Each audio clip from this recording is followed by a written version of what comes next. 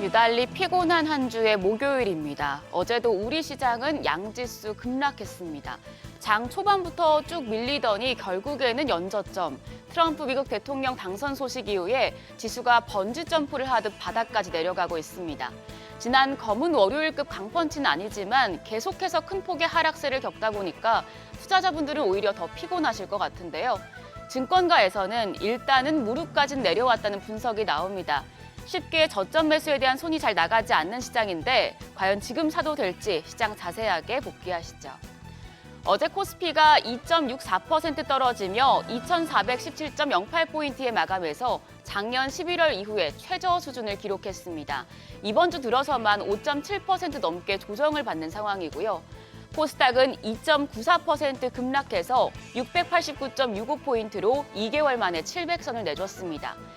700개에 가까운 종목들이 52주 신저가를 기록하면서 양 지수 모두 종가 기준 연저점을 경신했습니다. 미국 우선주의를 내세운 트럼프의 당선으로 한국 경제가 큰 피해를 볼 수 있다는 공포가 커지고 있는 데 따른 겁니다. 이른바 트럼프 패닉이 원화가치 추락세를 유독 심하게 만들고 있는데요. 환율은 어제 정규장 마감 시간 달러 기준 3원 10전 오른 1,406원 60전에 마감해 2년 만에 최고치를 기록했습니다. 간밤에 예상에 부합한 10월 소비자 물가 지수 CPI 발표 이후에 잠깐 1,400원 선을 하회했던 환율, 다시 1,406원 선을 회복하면서 이제는 1,400원 선이 자연스럽게 지지된 상황입니다. 이렇게 높아진 환율이 외국인의 셀 코리아를 부추기고 있는데요. 어제도 외국인은 유가증권 시장에서 대규모 매도세를 나타냈습니다. 7,126억 원어치를 팔아치우면서 지수에 큰 부담을 줬고요. 특히 외국인 삼성전자를 압도적으로 많이 팔았습니다.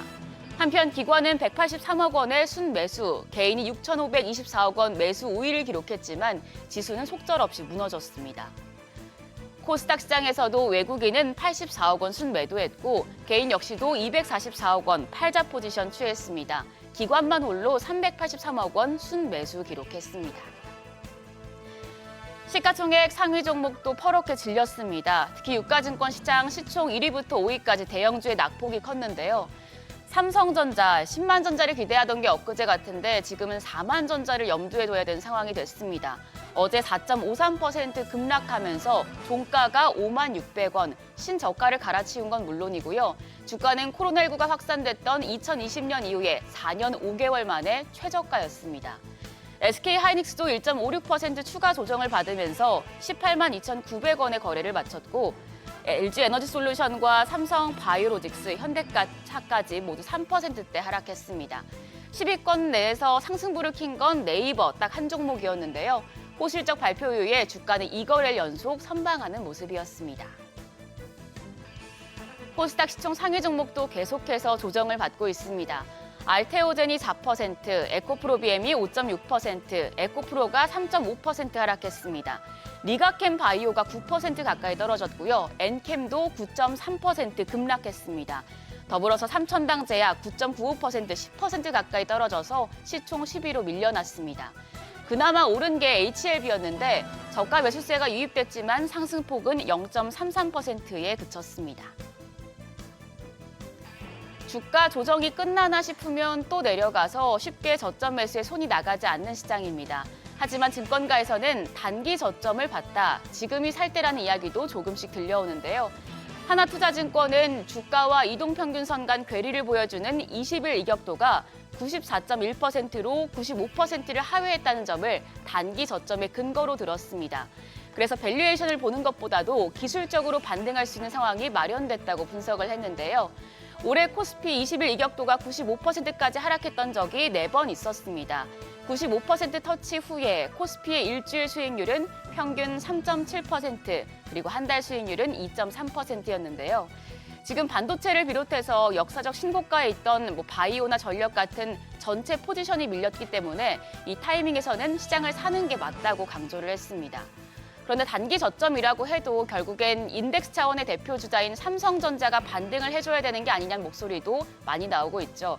대신증권은 삼성전자가 고점 대비해서 39.6% 떨어졌고 금융위기 이후로는 46.6%, 거의 최저치까지 근접하는 수준까지 레벨 다운이 된 상황이라고 설명을 했습니다. 그러면서 과거 업황과 실적 악화 수준을 넘어서 경기 침체 우려까지 상당 부분 선반영하는 중이라고 봤는데요. 밸류에이션 측면에서도 삼성전자의 선행 PBR이 0.88배로 2016년 2월 이후에 최저치를 기록 중이라면서 2016년 2월 이후에 최저순에 도달했다고 강조를 했습니다. 결국에 삼성전자도 역사적인 저점까지 내려온 상황이라는 건데요. 그래도 지수나 삼성전자 바닥 주가나 모두 단기 바닥권에 들었다는 점 미리 체크해 두시고요. 다만 트럼프 정책 불확실성은 내년 1월에 취임식 이후에 트럼프가 중국 관세나 대중 반도체 규제를 발표한 이후에나 해소될 것으로 전망이 되고 있습니다. 그래서 이 차트와 이슈를 복합적으로 보시면서 매수 타이밍 잡으시면 좋겠습니다.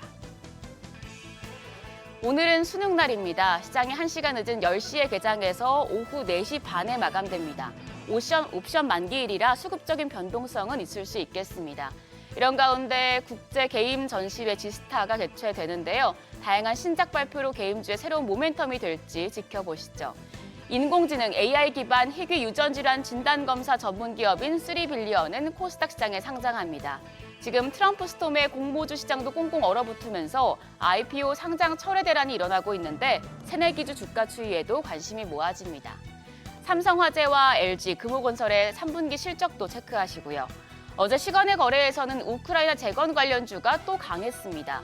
러시아에 파병된 북한군이 격전지인 쿠르스크에서 전투에 투입됐다고 미국 국무부가 처음으로 공식 확인한 가운데 토니 블링컨 국무장관이 단호하게 대응을 하겠다고 경고한 영향인데요. 오늘장에서도 이런 흐름 이어질지 지켜보시죠.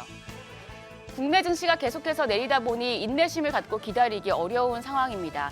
다만 시장을 살지 고민해볼 단계까지 내려왔기 때문에 오늘장 흐름 면밀하게 지켜보시길 바랍니다. 지금까지 어제장 오늘장이었습니다.